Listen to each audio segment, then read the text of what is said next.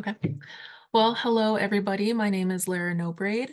Thank you for coming to our second to last elders experience. Today we have Susan Paulson here with us, and I will let her introduce herself. Hello, everybody. My name's Susan Paulson. I am a member of the Mandan, Hidatsa, and Arikara tribe, and Lara is my granddaughter. She's a good girl. Hey. Anyway, I went to school a long time, so I guess I got something to say. No, We but want to that's all I hear have it. to say about myself. I don't want to talk about myself like that. Hey, okay. Okay. Well, we'll jump right into the questions then. Okay. So, where did you grow up at then? I grew up in Newtown, North Dakota, by way of boarding school at Immaculate Conception Indian Mission School in Crow Creek in Stepan, South Dakota. I went there for Mm, till I got kicked out at age 12 or eighth grade, and then I went to Newtown for 1 year. Then I went to Standing Rock Community School for my most of my high school, the last 3 years of school. So I was kind of a boarding school person. Went to boarding school quite a bit. I was back in the day when they flooded us out with the Garrison Dam, and we just moved up from the bottomlands. And there's a lot of us from Fort Berthold that went away to school during that time because they were rebuilding roads and schools and things like that. The reservation was kind of almost demolished by that dam. So we had to redo our whole life systems. And so a lot of the people that I know and a lot of my cousins went to school in those Catholic boarding schools in South Dakota, like Marty Mission and mm. St. Joe's um, Indian boarding schools. So that's kind of where I went Interesting. I to didn't school. know that. Yeah, yeah, yeah. Well, if that's what your experience was like, did you like going to school at any point, or was it just something that you had to do? um, I think when I was young, I just didn't know any better, and that was kind of what we had because we were kind of having a hard time. I lived in a house with my grandparents and my aunt and my uncle and all my cousins. There was about maybe 14 of us in the house. So the older kids, we went to boarding school. There was about 4 or 5 of us, older ones. We were all about a year apart because I was a year apart from my brother and my cousin Marmy Dragswolf and Hugh Dragswolf. They were the same age as me and my brother. So there's 4 of us that were like 2 years apart. And then there's my other cousin Jolene Pakana. So we kind of went to boarding school because we were the oldest. So That that's makes kind of how it sense. went. Yeah. Yeah. So did you want to pursue higher education or did that come later? I think that was survival because when I graduated from my grandpa died when I was about 14. And then he wanted me to go to college, but I just needed a place to go and I wanted to join the service, but I was only 17. So I needed Mm, uh, I needed a, what do you call it? Somebody that takes care of you. What is that called? God, I can't even think. Um, you know, somebody a that you have guardian? legal, a guardian, a legal custody. I Guardian, didn't have yeah. any. I didn't have a guardian. Mm, I was just kind of on my own, so I um couldn't go to the army, so I just went to school, and they had upward bound programs. So when I graduated from high school in 48, I was kind of an orphan. Then I went to school at Fargo University and DSU for remember they used to have that upward bound program. So I went in there, and that's how I got into college. I don't think I probably mm, would have known enough to get into college if I didn't go there. Yeah, really? I didn't go there yet. That was So before. where That did was you, or no, go ahead. go to college. I went to. Yeah. So then I got out and I went to school at University of Mary in Bismarck, Mm, and that's where I went to school. But it was at that time. It was the first year they were accredited. It was 1969, and they called themselves Mary College. They didn't call themselves the University of Mary yet. They weren't that big. It was run by the mm, nuns pretty much. And so I graduated from there in 1975, I think, with my bachelor's in secondary education. okay, okay. So what were some of the challenges that you faced while you were in school? Well, was pretty poor. And I remember my uncle Kenneth gave me a car and it only went in low. So I used to, and Mary College is about maybe 5 miles from Bismarck. So I used to drive in low all the way to school. Then my brakes Oh, didn't work. My brakes didn't really work either. So I'd have to hit the curve. I'd have to find a place where I could hit the curb maybe about 5 times so I could slow down, and then I would be able to mm. stop. So I went my one Oh, whole nice. semester like that. and, and then and then part of it, I lived in a one-room log house in Mandaree. Then I got married in between all of this, and I lived in a one-room log house in Mandaree with no running water or no electricity. And I started going to school on. They didn't have online. We didn't even have computers then, so I used to go and take my tests at Mary College, and I studied like they let me do that though, so that was kind of amazing that they let me. I don't know what you would call it. I just stayed home and studied at home, and I went in and took my tests in Bismarck. Yeah, kind of Mm-mm. distant learning, but they didn't have no computers then, not like we do now, so you couldn't really do that. Distance learning before distance learning. A. Yeah, distance, the old-fashioned distance learning. Yeah. But yeah, so that was it was mostly poverty that was a concern, and then yeah, I didn't really have too much trouble with school, but it was just the poverty and not being able to get there and access. But now we have community colleges where I've worked a lot, and I'm really happy that we have tribal community colleges. So there's really no excuse for even poverty most of the time. Even then, they need help because I used to be the dean of students here at the Fort Berthold Community College. Now they call it the Nuita Hiradza Sahnish College, the Nuita Mm, Hiradza Sahnish College in Newtown. I was a dean of students, and even then we had a real problem with poverty. Then, even though people lived where they were closer and all that, it was still hard for them. for sure, for sure. Yeah, What helped you get through all of these challenges? Was it something like cultural or, outside support or I think it was the creator because I didn't really have, but just different people that came in my path that helped me. Like it was not even really family; it was just friends and people I knew that would help me. Just wherever I had a lot of help from a lot of different kind of people, and I did actually go on to get my master's degree too, though, after all of that. So I went to, I think I taught school in Whiteshell. One of your questions is what was your first job? So after I got my bachelor's degree, I taught school in Whiteshell for my first year after taught tribal government. It was the first year that the Indians kind of took over the school board in Whiteshell. Before that, it Mhm. was a mixed school, mostly non-Indian board members. Then the Indians kind of took over. I don't know how they did that now, and I have to think about it. But then they started to then we had tribal government. That was the first year they had anything tribal, and we used to teach singing and stuff like that with the kids.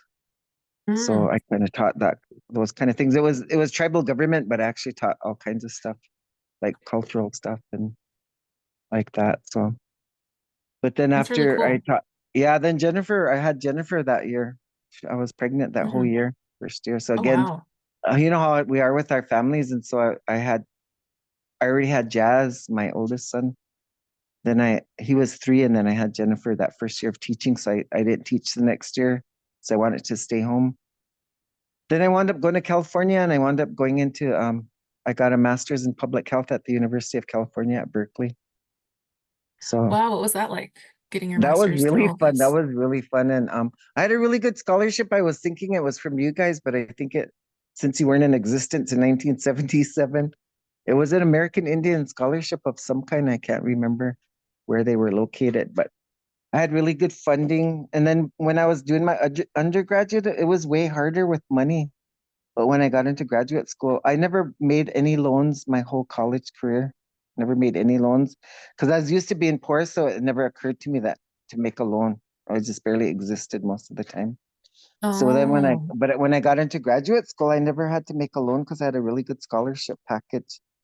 But I think it was that university because they were advertising for natives into public health back in this was in the 70s. So I graduated in 1979 with my master's in public health. wow, that's So really cool. Is there Yeah. anything that you would change about your educational journey? No, no. I don't, No.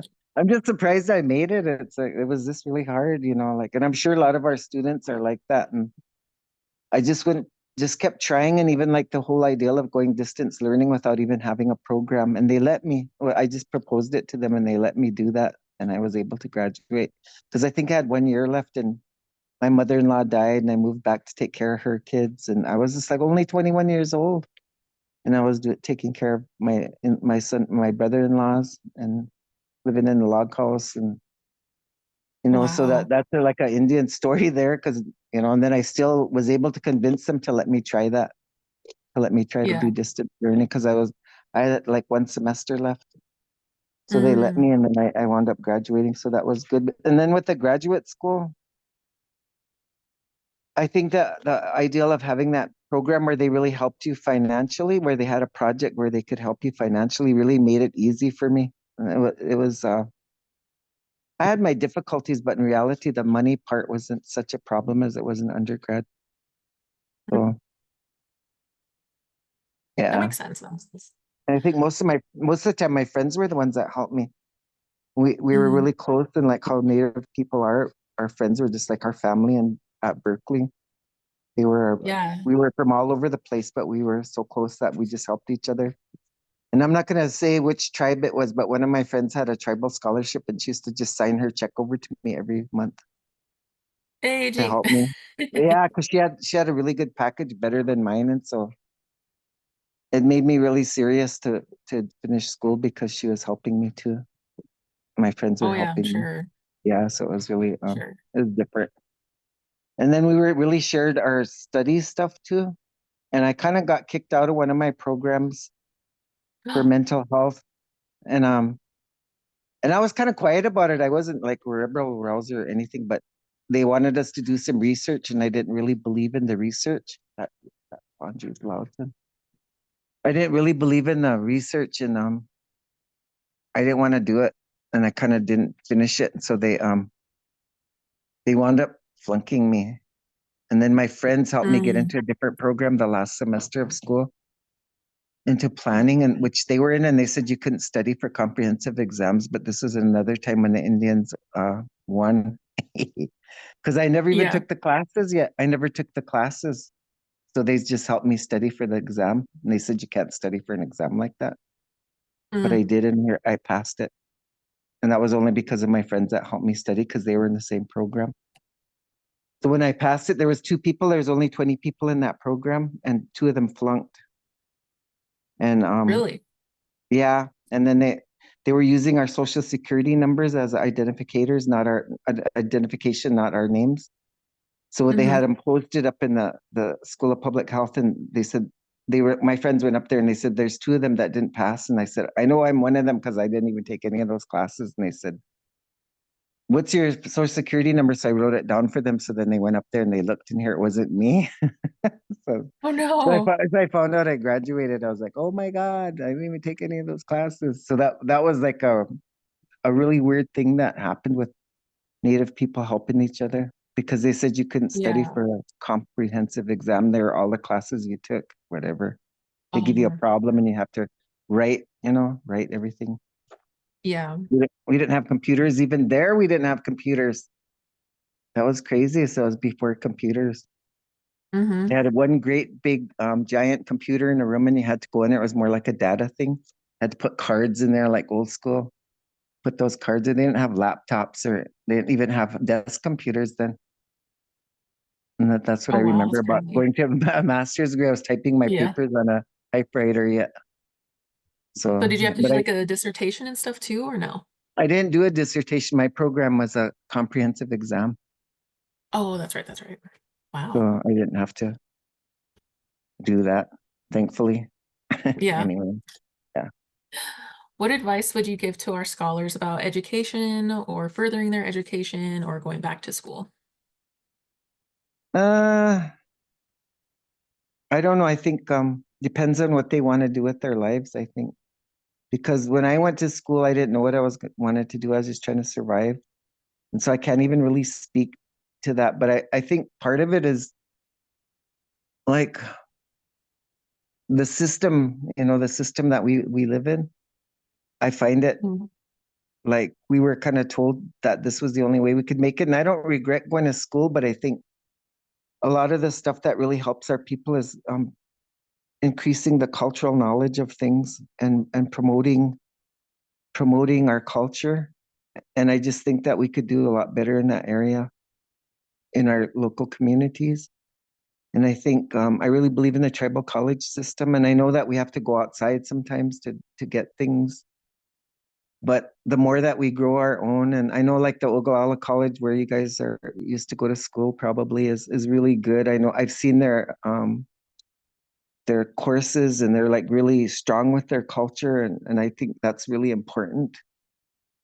And I don't know, finding ways to make things more real for the Indian students because it just depends on what you want to do with your life. If you want to go into like science and that kind of stuff, you have to go to these other universities and stuff like that. And if that's your desire, then I think you should just do everything you can to do that.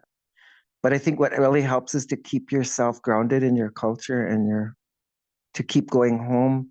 I think sometimes like I was thinking about Jennifer, like her going to college, she was away from home and then like some people they Sundance and things like that and they should be going back for their ceremonies and like they're during the 4 times a year when they're supposed to go back and pray and do those things. I think that we should promote that a lot more, that we should have ways and means to help people connect with their community, especially those that are really from the community. It's really hard for them to adjust to being in a university setting. And and then other ones that kind of don't know and want to learn, they don't, I think having both those opportunities for those that really they know they're Indian, but they've never really had a chance because we have so many people that are in urban settings that never really got a chance to be grounded in their culture. And I think that's probably more important than anything. And if they want to Mhm. learn that part of it, that they're to be really revolutionary would be to design a project or something where you would help them connect to their people. Because I went to school with a lot of people, they're way darker than me and everything, and I'm kind of like complected. But geez, I was raised in my community and I know my culture, and a lot of people do. But there's a lot of us that don't, and like I Mhm. went to school with a lot of them they were real dark and everything, but they never really even been to the reservation or where they're from, and they didn't seem to really care, a lot of them either. But I used to kind of feel bad for them because I thought they really don't know who they are, and they don't, they seem kind of, I don't know, disconnected or whatever. And I Mhm. think the most important thing and the most important thing that we have as Indian people is our connection to everything. And so any way to promote that connection and with the nature too, having things where you can go and do things physically and stuff like that, I think is really important. I know like with me, it was just survival and money, but I think as I look at other people, they really want to know who they are. And a lot of them don't Mhm. get the opportunity. And the ones that do know, they might not make it in college because they're disconnected from what really is important to them. So I think the culture and the languages and connecting back to where they're from, finding ways to take what they learn and use it to help people is really important. But I sound kind of corny, but Hey. that's kind of what I've always thought was important. And then the more I'm Mhm. working now, like I'm retired, of course, but we still work a lot with people, and we work a lot with people in recovery and with little kids and stuff. And we're always trying to make sure that they kind of understand these basic things that as tribes we have that really connect us back to who we are as human beings. Mhm. And it's like knowing your culture is knowing who you are, part of your identity and a part of your place where you go when you need help and stuff. And I think any way that you can help do that, and even to the point of putting resources in that, like saying we have money for one trip home, or we got money for, I know whatever, because those things are really important. And I know that I know that that's one thing that people can't really afford sometimes. And the school part, I don't know. I can't even speak to it because my experiences seems like from the last century, or it was from the last century. And Yeah. it doesn't even probably um have anything to do with what people are going through now. But I was the dean of students, and poverty was always an issue. And and even though we had a college, we didn't have any money for a dining room. So a lot of us Mm, would just cook. And at first we were charging people to eat, but then after all, we was like, I ain't charging these guys. They ain't got no money. So we yeah. were, I was the dean of students, but we were cooking lunch for people, and we were making meals and stuff like that. And I mean, just the basics. That's how. And we were poor then. The three tribes was poor then when I was in there. We had maybe we didn't even have any vehicles. When I took the kids to AHEC, I'd rent a wreck. There's a place called Rent a Wreck, and I would rent these old beat Hmm. up vans to take them places and stuff like that because we couldn't afford nice vehicles and things like that. So I mean, even to the point of the colleges being poor, the tribal colleges. But so I don't know. I think any way to connect people is good. Then I can't even speak to the higher ed stuff because I never really was an academician. I was always just kind of a goofball trying to survive. And I did Yeah. wind up getting my degrees and stuff, and I did use them to try to help. And they were helpful to that. But I think part of the really helpful stuff is what you can learn from your own culture. And if there's any Definitely. way to connect them, and even now that we got all this, we have all these this technology. Seem like connecting them with their home colleges because almost all of them have tribal colleges and stuff now. You Hmm. know, even to connect them with their having a history class with, say, Ogallala College or whatever college that helping students to connect, even to exchange um, education and making programs where you Hmm. shared education over Zoom or whatever. You know, now there's all kinds of technology. So that wouldn't even be as hard as it was a long time ago. It would be you could do it Yeah. technologically. And so having more opportunities for connecting to their homes, and even like, well, we're going to pay for one class for you guys to connect to your local college or whatever. That sounds kind of corny too, but I think the success of the tribal colleges is mostly about people knowing who they are and feeling really connected Mm, to the community, and then and trying to train people in the community that will remain there. But I know some people don't want to, and that's okay too, because some of the careers you have to go outside. But I understand that, but I don't know. I don't know what else to say about that. no, that's great. Well, we can move on to the work life and career questions. Uh, you already kind of talked about your first job, but have you had a favorite job that you've done so far? I think teaching at the tribal college was my favorite job. I was the human services instructor at Nuita Hidatsa Sanish College for maybe about 7 or 8 years. I really enjoyed that. I liked working with the students, and being a teacher. I really enjoy being a teacher, but mostly to older Hmm. people. And then, but I like the Yeah. kids too. I taught at high school before, but only for a couple years because I actually don't like school systems. I think they're really toxic, but that's just me. Mm, And like Jennifer never sent her kids to school. This is their first year going to school in there, 11, and when they were 10 and 11, it's the first year going to a real hmm. regular school system. And it's really hard because it's really toxic. And even when I was teaching in the school system, I felt like it was toxic. And it only lasted Hmm. 1 year. I didn't want to teach after that and it wasn't even the kids, it was the adults. It was like the Hmm. kids were fine. It was like the toxic environment that the school sets up for you. And I think a school is an unnatural environment, to be honest. Hmm. Because to expect a 5-year-old and 6-year-old child to sit there in a desk all day, and it's just not a natural environment unless you find a better way of teaching, which I think we could. But we're all kind of locked into these standards by the states and stuff like that. And I felt like through my experience, I just feel like I just really had a hard time with it. And then I wound up being like a learning disabilities teacher, and Hmm. I couldn't even stand it. I only lasted like 1 year. And then I was like, I can't do this. I can't do it because I couldn't believe in it. It just seemed like you're punishing people for learning differently and that we're different. The way we do things are different, and we should have a way to Mm-hmm. have to help people become better at what they're gifted in. But we don't. We want everyone to learn the same kind of way, the same things. And it's kind of like, I think it's really a toxic system, and I never really survived as a teacher.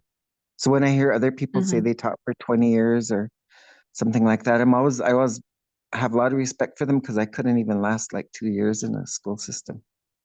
And then like with the boys now, they just came home from school, they're eating their lunch, they starve when they get home because but they're not used to the school system either. So it's like, we're trying to adjust because they have to go out into the world, but I don't even really Mm-hmm. believe in that anymore. And the way things are going in the world with all the fighting and the disrespect of everything, it's like, God, the main things that we need to learn, you're not going to learn in that textbook. We got to learn it from being good human beings. And that's not what we're Mm-hmm. teaching kids. We're teaching them, there's a lot of bullying going on, a lot of drugs and alcohol, a lot of, just we're making these unnatural environments. These kids are in there. It's just like, I think we could do a better job if we had just threw the whole thing out and did something different, because honestly, it's not very good. And so teaching adults, I enjoyed that because they wanted to be there. They were trying to, you know, and I was really happy to give them Native American perspectives because Mm-hmm. I never got that when I went to college. And I remember one Yeah. time we were in a class at Mary College, and I was there was a bunch of Hiradzas in there, a bunch of people from three tribes.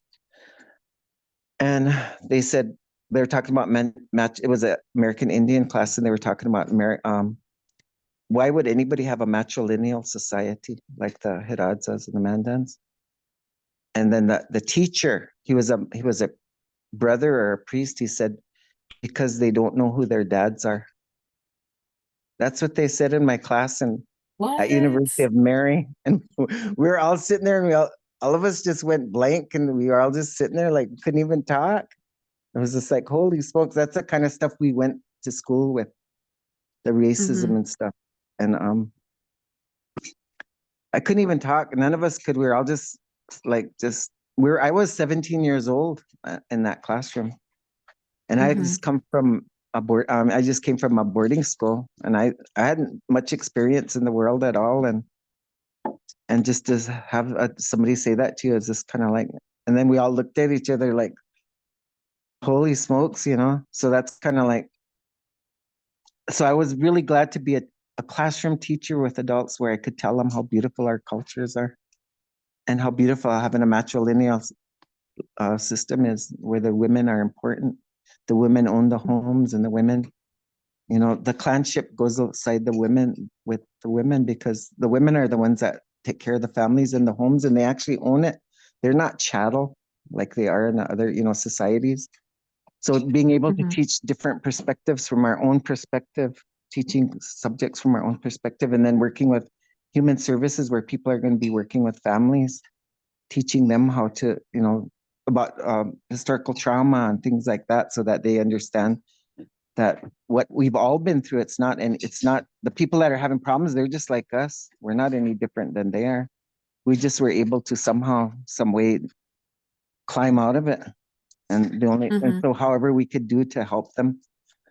So that was kind of like a different perspective too. And then having had social services with myself, even one of the experiences I had was I went to my grandpa died when I was 14 years old, and um, I was I was trying to go to school in Newtown, but I really didn't have a place to live. I had relatives, but there was a lot of drinking going on. I didn't want to live with them, so I wound up.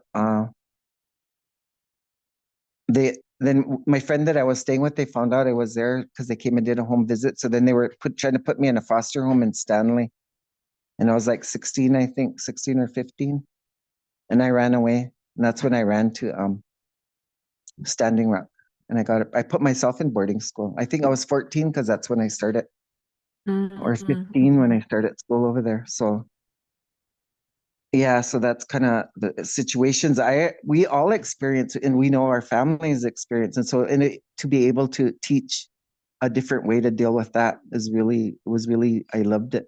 So I liked my job, and I did other things like I was a the director of the Native American Training Institute in Bismarck for about maybe 7 years. And that's what we did was we worked with all the tribes in North Dakota. And we started up a system called Wraparound with all the tribes to help them work with families that where their kids were having a really hard time. So I was Mm, able to do like innovative things that I enjoyed that only you could do from a Native American perspective that would actually help people. If you came from a yeah. Western perspective, it's almost part of the problem. So it's like so you have to be able to see outside the box and be able to be innovative in how you do things and using their teams are composed more of the people that they chose to be on their team, not who we said that they had to be on their team. Like it would be Hmm. like whoever their spiritual guidance person was or their relative that always helps them out. Who's your natural helpers? That's the first question we ask. Then we try to Hmm. get them to help us with the plan and like that, like normal things that you would normally do even in a family that you wouldn't have Yeah. to. Well, social services is in there, but they're not the main ones. If they're involved in social services, they're just part of the team. Hmm. They're not telling them everything they got to do. So I'm not sure how long I have. So maybe you keep looking at the side. So I was thinking maybe my time is up or something. I don't know. No, no. I have my email over here. I have like three different screens. I work from Oh, home, so you're trying to report to everybody. Okay. So anyway, that's so kind of no, some of you're fine. my You're work totally experience. fine. My work experiences were like doing that training institute stuff, and but I really like teaching. I like teaching and Hmm. being with the students themselves, and like just making relationships with everybody. And that was my favorite. I was dean of students after that. I really didn't like it. I'm not an administrator. I'm one of Hmm. those people Yeah. that I like to do things like with people. So, but it was okay. But we were so darn poor, we couldn't really help anybody. Anyway, it was real sad.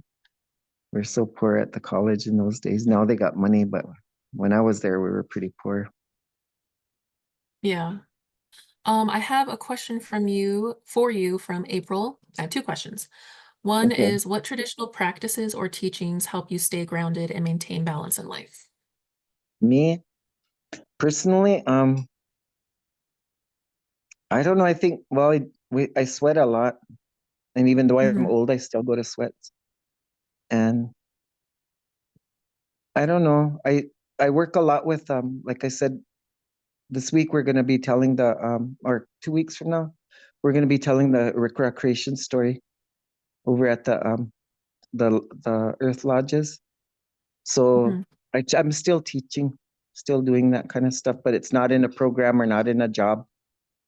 It's not in a job. It's just people ask for this or that. And me and Jennifer, she helps me all the time, my daughter.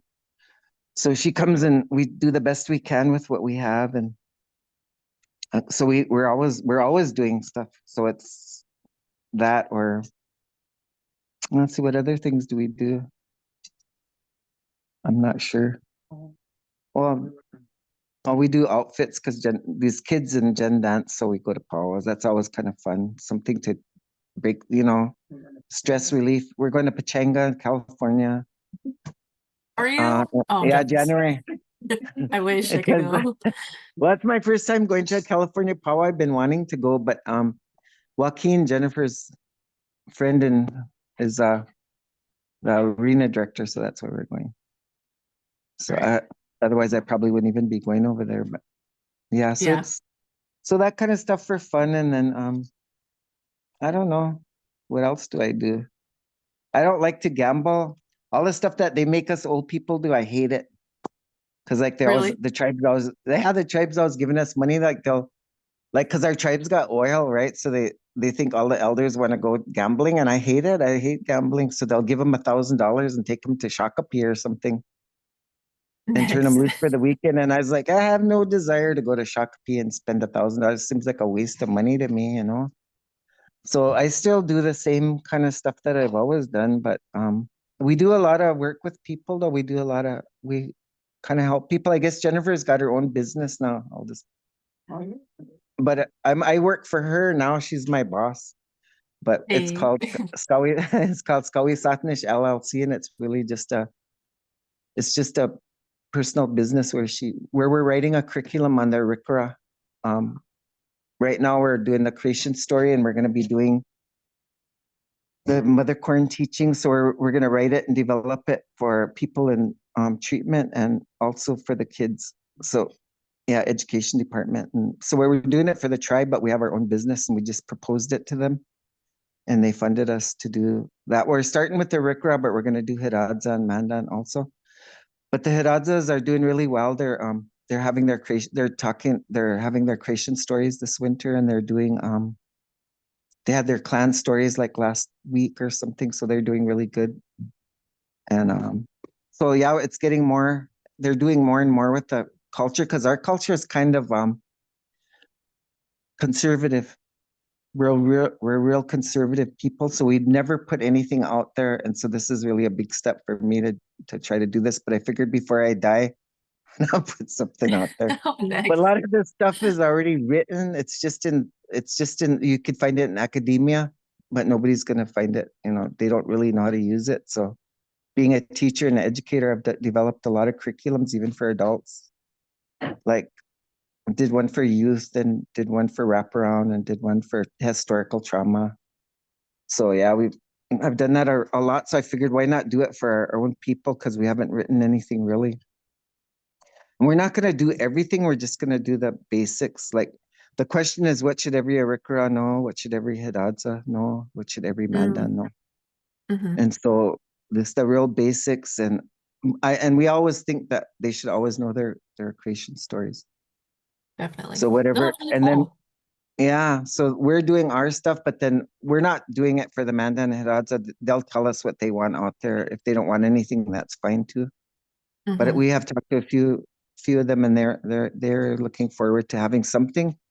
But because of our rules, you know, we have all these rules about how we do things. It's really hard to do, but we're going to try to be more modern, I guess, because some of our people just don't have access and they don't have access to the information and they don't know how to go about doing it. Mm-hmm. And so we're going to try to do the best we can. So that's kind of what we're working on right now. And then oh, shoot, potential spam to get you all over. but but anyway, what was I going to say? Oh yeah, we also have a nonprofit called the Thunder That Roars, but we haven't really done too much with it. We're just now incorporating, and we're going to do similar stuff with that too. So right now we did get some funding to we also do stuff. Did you want to say something about NAC? Yeah, we're collaborate with the Native American. We're also collaborating with the Native American Church of North America, which are, of course, you know, Pancho, or your uncle, is the Mm-hmm. president. So we want to put something about the history about Fort Berthold history of the Native American Church, and maybe others too. I don't know. We haven't really got that far yet, but so we're still working, and I guess working is my doing things that I think is going to help the people has always been my goal, and yeah, I've been doing it all this time, but it's nicer to do it when you don't have people telling you what to do or limiting you Oh about yeah, what you for can sure. do. So Jennifer's kind of my boss, but she's kind of a slave driver. Hey. She had me working today here. I fell asleep when she was telling a story. Hey. She's like, I Well, you kind fired of you. already, yeah. Well, you kind of already answered the second question that April asked was, in what ways do you think real world experience or learning from elders and community members can enhance what we learn from textbooks? I think it'll give you a different lens. It's a perspective that you get from listening to the elders and to the community members. And if you're able to translate the things you learn in a textbook through a native lens, then you're doing good. But if you really believe everything in the book and you don't question things, then you kind of limit yourself. And then that's why I was thinking, like some of the, like I said, some of the people that I went to school with, they didn't have a lens. They didn't have a Hmm. native lens, and I felt bad for them. And did really well in school. That doesn't mean anything, you know. They were successful people, but they kind of didn't really know who they were. And Hmm. I think it's more like a spiritual thing. It's like I don't know if I'm even making any sense, but I think connecting gives you a lens, a different lens And even if they don't say anything, it's the way that they treat you and the way that they talk, because Hmm. they never really boss you around.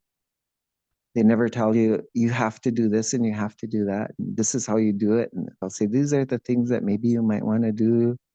Um, this is the things that I did. And I'll tell you a bunch of stories because we teach through storytelling, and not just like stories about the bear and the star or whatever, like stories like I just told you about. I went to college and, Berkeley, or long time ago we had horses and we went out and we did this and we did that. This is what we, with the horses, and they're telling you a story, but they're really telling you more than just that about the horses. They're telling you about how they related to each other, who helped them, what they did, how they organized themselves, how they came about to make decisions about these horses, and the relationship they had with the horse, or whatever it is. I'm just giving an example, but these Hmm. stories are from that gives you the lens of how to perceive what other people are saying. They might not be talking about horses, but they might be talking about, well, we're going to do these resources, we need to manage these resources. That's how they always talk. They're going to manage these resources, these buffalo, this grassland, this. They don't talk about it like it's a being, which it is a being. We all know that through our creation stories, that these things helped us when we were well, like with us, we have emerging from under the ground. Who would think a prairie chicken helped us a lot? Or who would think that Hmm. a mouse was one of the main ones that opened the doors for us? Or who would Hmm. think that an ant is so powerful that they keep coming up to us and helping us in our stories? So, I mean, it's Hmm. like a different perspective that these creatures that people dismiss all the time are very sacred, and they have something to teach us, and that so these are a lot of the Rick Ross stories. They have these little animals that you would think that, a lot of people talk about buffaloes and things like that, but they're talking about emergence from the under the ground with a badger, a gopher, and a mouse. These are the main Hmm. helpers and stuff like that. And the connection of the worms, because we're agricultural people. So how important is a worm? Does anybody else, they're talking about managing resources. Do they talk about managing worms, or, are they talking about it? And then they talk about that with our river all the time, the Missouri Resource Hmm. Council, and they're managing our river. And it's like, that just sounds disrespectful, just coming from that right there. It's like, how do you Hmm. the word, how do you reframe things in a more traditional, and it's not traditional, it's just more of a view of a Native American lens, being able to see things in a Native American lens, and that's what you learn from. And they might not even be, you might think they're not even talking about anything, but if you think about what their stories are telling you, it's telling you how they communicate with each other, how they communicate with nature, how they organize, how they, all these things that people tell on their stories. And then Hmm. even the stories themselves have lessons in them. So I don't know if I answered No, that that makes total question. sense. Yeah. No, I think you Yeah. did. Okay. April's last question was, what does respect look like to you in a learning environment, and how can we make sure that everyone feels respected? I think one of the main things that I think, and I always do, I just tell everybody that I work with, we ask the questions first. You don't come in with assumptions all the time. Whenever I start a class or I start talking, I always ask people what they think about whatever I'm going to talk about. And then Hmm. they'll give me what they know, and then we'll wind up having a really good conversation. Then I'll share what I know about that subject. And then they share, and then that way I kind of know what they know. And then we wind up having a really good conversation. So it's more so education. And I know we got to use books and all this kind of stuff too, but sometimes we never really look at the people that we're teaching as resources or as teachers. Hmm. Because I think we learn just as much from our students as they learn from us. And that's why I like teaching, because of the relationships that you form. And then you do learn a lot about each other. Hmm. And I think asking questions is like one of the most respectful things you can do. Like even if you're teaching a class and I don't even know about families or whatever, like I do human services. So I'm like, what do you think of what would you describe a family like, or something like that? Let's have a Hmm. conversation about that. How would a family look to you? Hmm. And if you're talking to Indian kids, they're gonna start talking about their grandpas and their grandmas and their aunties and their uncles and all these extended family members, and you're gonna see a different picture. But if you just come from the assumption of, that family is a man, woman, child, like the American Western view, then you're going to have a different view. So, and then sometimes family is not even anyone related to you. Sometimes family is the people that help you the most and they become your family. And like I said, some of the people that helped me the most when I was pitiful and I was kind of without a place to live and everything, they weren't my family. They were the Hmm. friends of my friends' families. They were my friends' families. They weren't my family. And the reason I didn't feel comfortable going to my family, because some of them were kind of mean, to be honest. And Mm. I didn't feel comfortable. And then some of my family that was really nice, they were really pitiful too. And I didn't want to be a burden on them. So I would always try to navigate my best way. So it's just different way of having families. Then we always Hmm. wind up adopting each other. And we say, well, you've been with them so long, they become your daughter or whatever. I got a lot of daughters that I never gave birth to, but they Hmm. just wind up staying with you. And so I do the same thing that they did for me. I do the same thing for other people that they did for me when I was young. So it becomes a way of life. And it was interesting because we're talking about culture, and one of Jennifer's grandmas, so she's real fluent in Hiradza. She's not very Mm. old either. She's way younger than me. She's like in her maybe 50s, early 50s. Mm. But she was saying there's no word, like if you have a friend that's a man, there's no word for that in the language. So you Mhm. can't really have man friends because it always Oh, kind of turns out to be not very. And you have to watch it. The culture doesn't allow for that. And when I yeah. think about it, it makes sense because you have to be protected from things with your brother. So if you have somebody that's particularly close to you, you always wind up adopting them as a brother or something. Or you're my brother Yeah. because then that way I know how to relate to you. I can relate to you as a brother. I can't relate to you as a boyfriend, and that's just Hmm. uncomfortable. But I can relate to you as a brother or my uncle if he's older, a dad or an uncle or grandpa. So that's Hmm. that's what we wind up doing, and I always kind of knew he did that, but I didn't really realize why. But it's really in the culture. The language isn't even a word for having a friend that's a guy because that's kind of not that's not how we act. So we have to have a way to Yeah. act. We have a way to act with a brother. We have teasing relatives and relatives you can't tease. Especially in our tribes, you can tease your grandpas and your brother-in-laws. You can't tease your Hmm. uncles or your brothers. There's certain behaviors that Hmm. you have to. It's a respect thing. That's how you show respect. You would never tease your brother really bad in front of people because it'd be shameful, kind of. And people are kind of breaking these rules now and stuff, and that's where you get a lot of fighting. But just think about Indians were really smart because we couldn't talk to our father-in-laws and our mother-in-laws. And like I, Yeah. I never talked to my father-in-law. He was Hiradza because you're not supposed to, and therefore you're not going to be fighting with your mother-in-law because you're not supposed to be talking to her anyway. So Mm. I mean, a lot of these relationships, the respect relationships too, they're like incest prevention. Hmm. Like you don't ever go in your brother's room, things like that.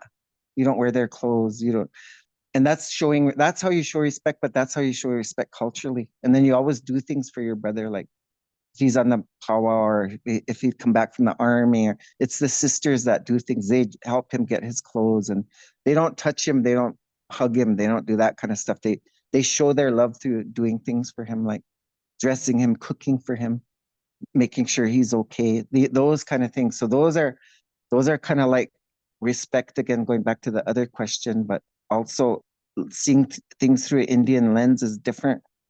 So like, if you think about a social worker going into the home and they're thinking this is really a weird family, but they don't know the rules. They don't know the Hmm. rules of our culture. So they think, these guys don't even talk to each other or whatever. Like, yeah, we're not Yeah. supposed to. Yeah. So anyway, I don't know if I answered that question, but those are some of the things that we have as just a tribal, and every tribe is different. So not Hmm. saying all tribes are like that. And the Rikras are, I don't know. We're sitting here working on our what we're gonna say at that thing because it's really hard because it's part of a medicine, so it's really Mm. hard to Okay. do. It's hard to do because it's kind of like not how we're supposed to do things. But are we gonna? These are my dilemmas. Is are we gonna help people learn about who they are? Are we gonna say we can't do that? Yeah.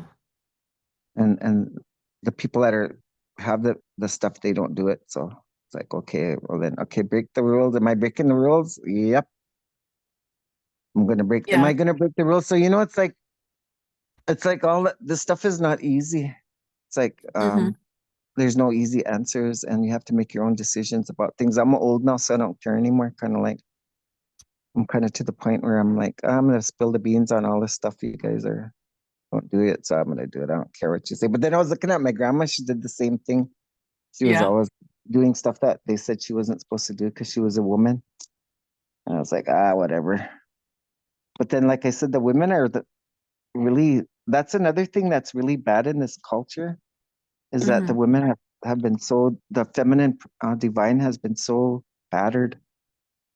And I think like even some of the native men are starting to believe the hype, but like the Western thinking, but we were never like that. We always had power.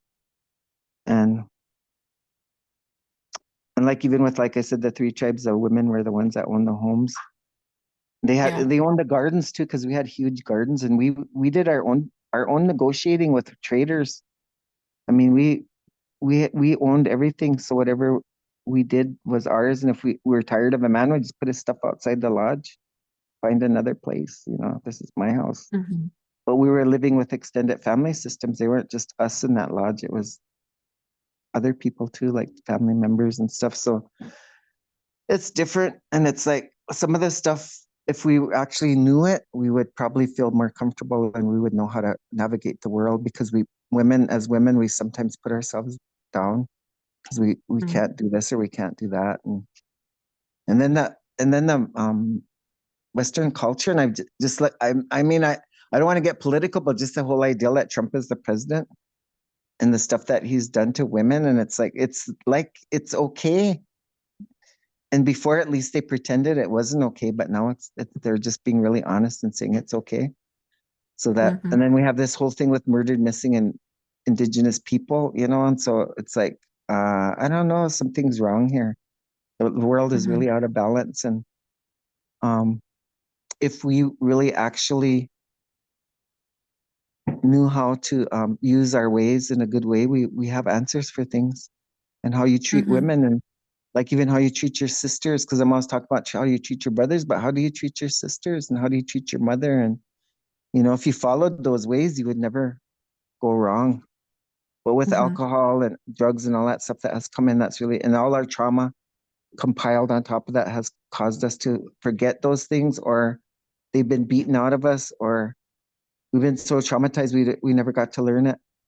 So that's what our True. we think our job is to at least put it out there so people can have another lens to their own lens, their traditional lens, how to do things. And I guess I don't know if that really answers the question about um what how you would use the main culture, but I would just say be careful not to believe everything that you see and read and to always Hmm. question everything. And even if you don't say it in class, it's okay because I know that you could Yeah. flunk. I got bad grades one time for questioning some things. So I mean, you know, use your discretion. I'm not saying be a radical and say stuff, but I'm just saying don't believe everything that you hear. Don't always believe. And if you have to write it, go ahead, but don't believe it. You know. But I was kind of a radical. Not so much like I never did protest or none of that kind of stuff. I was never like that. But I'm just like I know what I know. I've been I from the ground up from boarding schools and all that stuff. I know all the stuff you guys say and do. You Yeah. don't know what we say and do, but I know everything that you guys say and do. I know all about your Christianity and all about your all your government policies that try to control us and you know actually kind of get rid of us and make us Hmm. you know assimilate us all that. So all that stuff that they try to do, don't I guess just say don't do it. To understand that that's what they tried to do and that decolonize yourself because a Yeah. lot of the stuff that we believe and say and do it's been beaten into us. And I know I'm kind of sounding Definitely. radical. So I know I don't want to start talking about church and politics, but everybody will They throw should really rocks get at going me. today. Yeah, that'll get really bad then. So anyway, that's just my thoughts. Well, we have just a couple more minutes. Is there anything that you would like to end your presentation with? Any last minute Oh, thoughts, words, advice? no, just keep praying, pray, and connect with Creator, creation, however you believe, I guess. And I really don't believe we're alone here. So, and maybe I keep reading Neil deGrasse's posts on Facebook, and he's all saying there's no God and stuff. I was like, Yeah. oh my God. So anyway, but I already seen him, so I know it's true. I already seen Creator, so I know it's true. So that's all right. We've all seen him. We all Yeah. been to ceremonies and stuff. And I see they don't have that. They have no clue. They're disconnected from even the from nature. So just keep praying and believe in yourself, because Creator, the only place you have to look is inside yourself, because He's in there. And the Rick Ross call that Sishu, the spark of the Creator. When the Creator made the universe, He made us all at the same time. He sat there and He thought about all of us, and we're all made of stardust, and we come from the stars. And that light, that fire that's in us is that explosion of the fire. That's the Creator that created us, and it's in us. And if we look within ourselves, we'll always find our own answers. So a lot of times we look outside of ourselves and we think somebody else has the answer, but know who you are, and look into yourself and keep praying and believe in yourself that you are the Creator. You can have the power to create something good in your life, and you have the power to just create nothing and just follow everybody and not really question anything and just be a robot. Or you can take the blue pill and you know Yeah. and see how the world, how it really is. Mhm. So that's the only thing I have to say to end it. But thank you for asking me, granddaughter at Nudge. Thank you.